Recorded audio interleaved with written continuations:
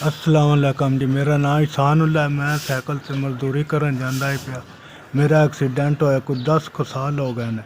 मेरा ताड़ी थल्ले वाला जांदा रहा, हथ नहीं काम करते।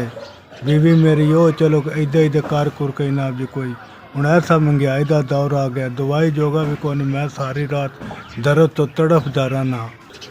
बीवी किसी का काम काज करके लिया, वो दवाई जोगे भी कोई नहीं बनते। बिजली का बिल भी बड़ा औखा, बच्चों वास्ते खाण पीण भी कोई नहीं जी।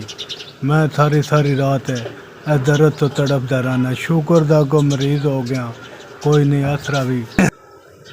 सारी जिंदगी जी मजदूरी करता रहा, मंगने का तो मैनू कोई नहीं चाहे ना कोई है जा जी। दवाई नहीं तो अल्लाह की रात ही मेरी मदद करनी है, नहीं तो तड़प दें लग जाए। मालक थोड़ा ही है करने जा, महंगाई बड़ी है।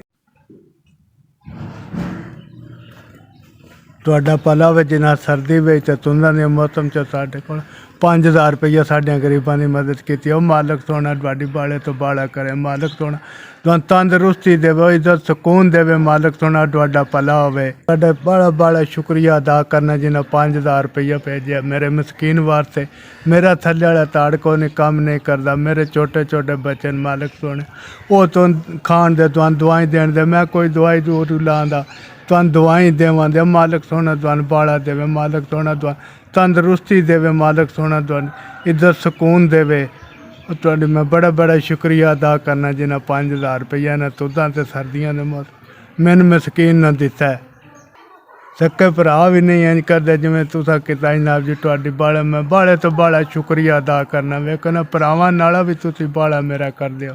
मालक सोहना तुहानू तंदरुस्ती देवे, इज्जत सुकून देवे। तेरे सारा खानदान न तुहाडे जनाब जी। वेखना सर्दियां ते धुंदां विच साडे मसकीना तुसी केडा याद करदे हो। मालक सोहना तुहानू बाला देवे ते तंदरुस्ती देवे।